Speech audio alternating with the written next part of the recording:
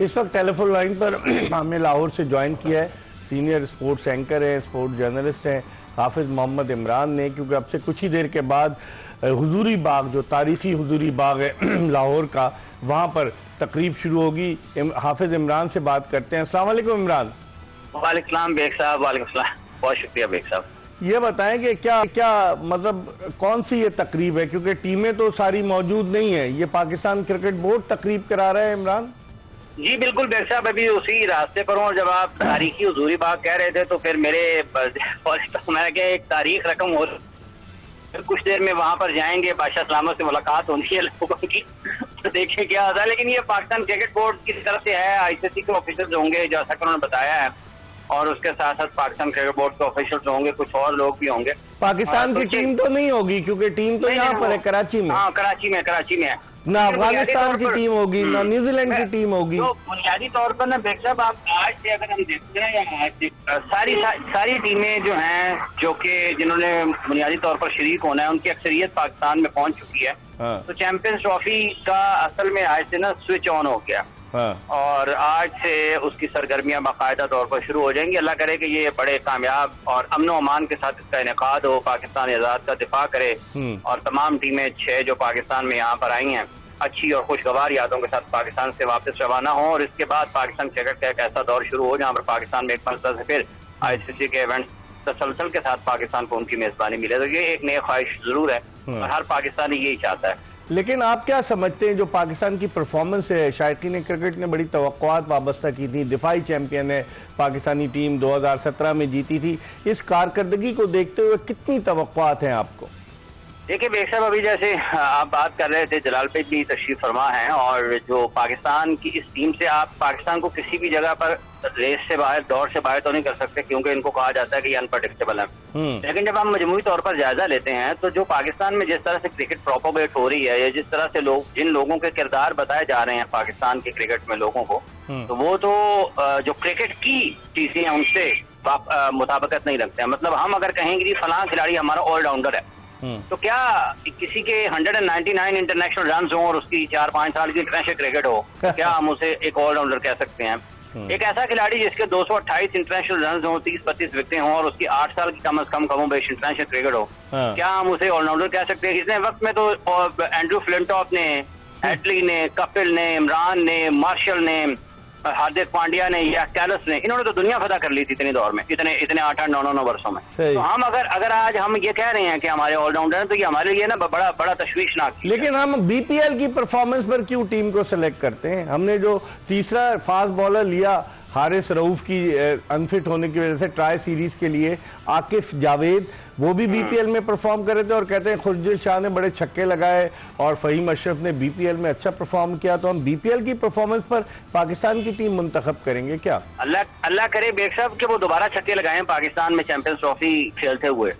लेकिन आपने देख लिया है और लोगों ने भी देखा है कि वो आउट कैसे हुए हैं, और जिस चैंपियंस ट्रॉफी में, जिस चैंपियंस कप में इनको रखा गया था, उसमें भी इनके 90% रन उसी जगह पर थे। और दुनिया ऐसे आपको, जब आप बिल्कुल प्रेडिक्टेबल हो जाए ना, तो आपसे इतनी आसानी से रन नहीं खाती। लेकिन बेग साहब, इसका सबसे तशवीशनाक पहलू ये है जो इस वक्त पाकिस्तान टीम की कारकर्दगी है।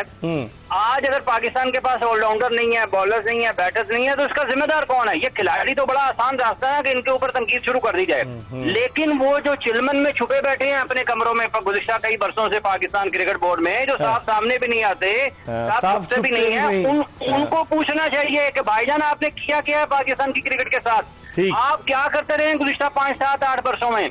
आपकी कोई जूनियर क्रिकेट नहीं है, आपका कोई पाथवे नहीं है, आपका कोई फिटनेस का स्टैंडर्ड नहीं है, आपका कोई पैमाना नहीं है सिलेक्शन का, आपका कोई आपको एहतसाब का आपका अमल नहीं है, जहां पर आप पूरे साल में अगर कोई अंडर-19 का टूर्नामेंट ना करवाएं, चालू करके उसको रोक दें, कोई पूछने वाला नहीं है। आप किसी को लगाएं, किसी को हटा दें, फिर दोबारा लाएं, फिर हटा दें, कोई उसका पैमाना नहीं है कि लगाया क्यों, हटाया क्यों, दोबारा क्यों लगा दिया।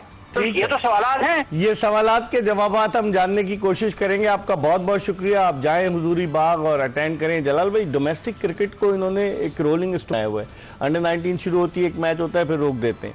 फिर आप देखें प्रेसिडेंट ट्रॉफी हो रही है, हफीज ने इतराज किया कि किस ग्राउंड पर आप खिला रहे हैं, वो सुई नॉर्दर्न गैस पाइपलाइन से बस कागजों का पेट भरा जा रहा है। आप क्या समझते हैं, जब तक आप अपने डोमेस्टिक पे इतने अरबों रुपए खर्च करते हैं, उसको बेहतर नहीं बनाएंगे तो फिर क्या होगा? तो बिल्कुल सही बात है आपने जो कहा, या हाफिज साहब भी जो कह रहे थे कि भाई आपको वैल्यू करना है, और वैल्यू खाली ज़बानी नहीं करना, आपने एक्शन दिखाना है। और उसके लिए जैसे जो सबसे बड़ी खराबी मैं समझता हूँ कि एक आपका ऑलरेडी स्ट्रक्चर मौजूद था क्रिकेट का, आपने एक पैरेलल स्ट्रक्चर चैंपियंस कप के नाम से बना दिया, जिससे डीमोरलाइज कर दिया अपना ओरिजिनल जो स्ट्रक्चर था। और वही लोग उसमें से वहाँ लेके उनको हाईली पेड कर दिया और उनको ऊपर शफकत ज़्यादा हो गई। तो ये अजीब सी बात है, जो आपका ऑलरेडी स्ट्रक्चर है वो आपका स्ट्रक्चर बाई टेक्निकली सही है, जो लोग मैनेज कर रहे हैं उसको वो सही नहीं है, वहाँ पे बेहतरी की लाने की ज़रूरत है। तो हम जहाँ उल्टा करते हैं, हर आदमी एक नई बात शुरू कर देता है। पिछली दफा इमरान खान ने आके सारी चीज़ें बंद करके 6 टीमें बना दी। अब फिर दोबारा मैं अभी कुछ अर्से मुझे कुछ मैचेस डिपार्टमेंट के देखने में बड़ा पुअर स्टैंडर्ड देखने को मिला। जो अप्रोच थी कोचेस की या उनके मैनेजमेंट की, वो ये नहीं थी कि टीमें जीतें और अच्छा हो। वहाँ पे ये लग रहा था कि किसको कितनी दफ़ा कितने मैच खिला के उसके कोटा पूरा करना है। सही। तो इस तरह की अप्रोच अगर हमारे फर्स्ट क्लास में होगी तो मैं समझता हूँ कि हम कभी भी अच्छी क्रिकेट में प्लेयर प्रोड्यूस नहीं कर सकते। और उसके अलावा जो मेरा हमेशा से रहा है कि क्रिकेट सही होनी है वही ग्रास रूट से, वहाँ पे अगर काम नहीं होगा तो कभी भी आप ये कॉस्मेटिक सर्जरी से क्वालिटी काम नहीं बना सकते। इसलिए मैं कहता हूँ कि आप हर जगह काम करें, ग्रास रूट पे भी करें, फर्स्ट क्लास में भी करें और पाकिस्तान टीम पे भी करें, और वो साइमल्टेनियस चलेगा।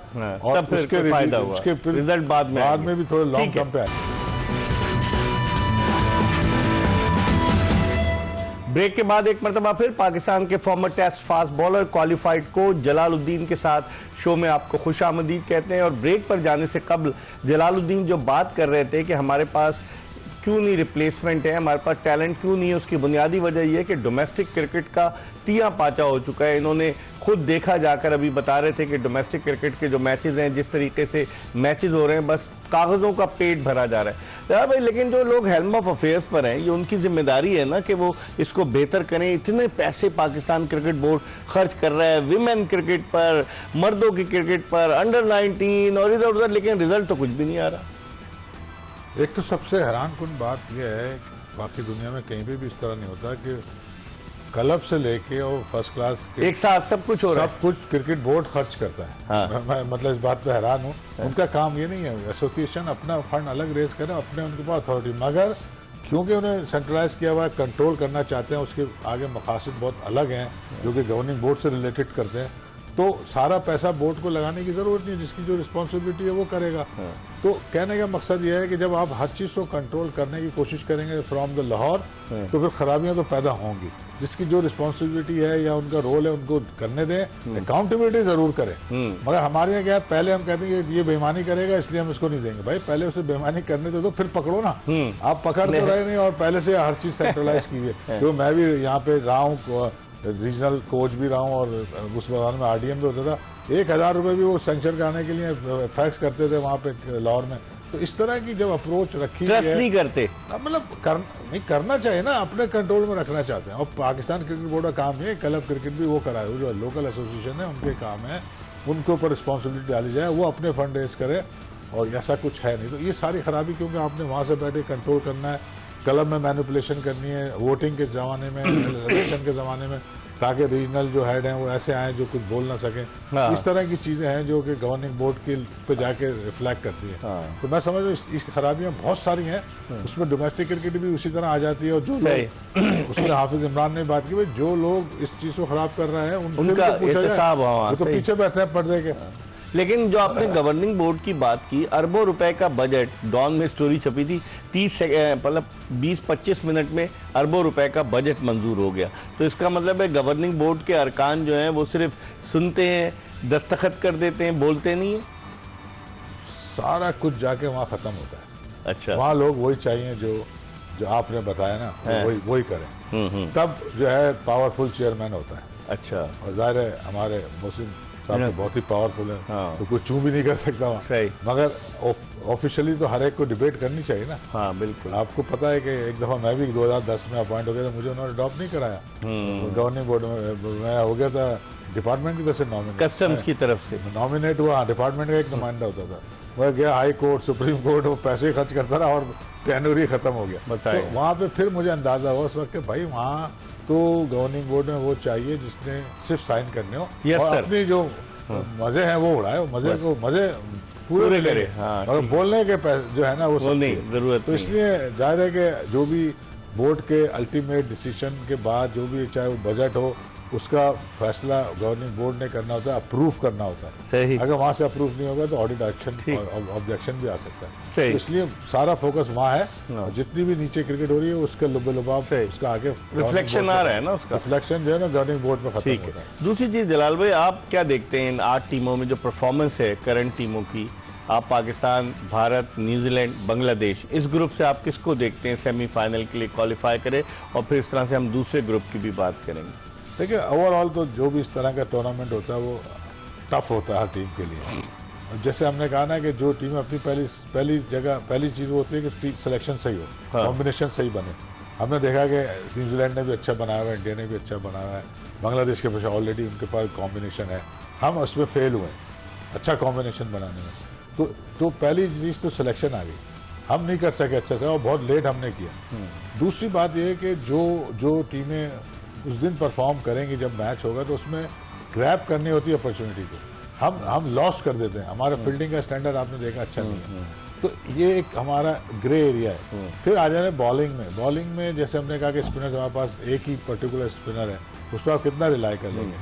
दूसरा जब आप बैटिंग पे आ जाते हैं तो जो बैटिंग का आपका कॉम्बिनेशन है, यानी कि आपने देखा है कि बीच में आपके पास मिडिल ऑर्डर में कुछ ऐसे पावर हिटिंग टाइप प्लेयर भी चाहिए होते हैं, ऊपर अच्छे ओपनर चाहिए जो थोड़ा रिस्क लेते हों। Babar Azam is a good player मगर वो रिस्क लेने वाला फखर जमान लेता है, फखर जमान लेता है, ठीक है ना। तो ऐसी प्लेयरों का होना टीम में जरूरी है। तो हमारे पास वो कॉम्बिनेशन भी अच्छा है। तो इसलिए अगर हम देखें दूसरी टीमों से तो हम बहुत सी चीजें लैक कर रहे हैं, तो फिर उसी बेस पे हम कह सकते हैं कि हमारे चांसेस बजाय कम लग रहे हैं। मगर फिर भी क्रिकेट में वनडे में किसी बार अच्छा खेल जाएंगे तो चांसेस है, ये नहीं हम कह सकते कि इनके चांस नहीं है, चांस है, इवन चांस भी एक हद तक कहा जा सकता है। मगर उस दिन क्या करना होगा वो करेंगे, देखना पड़ेगा। ठीक है।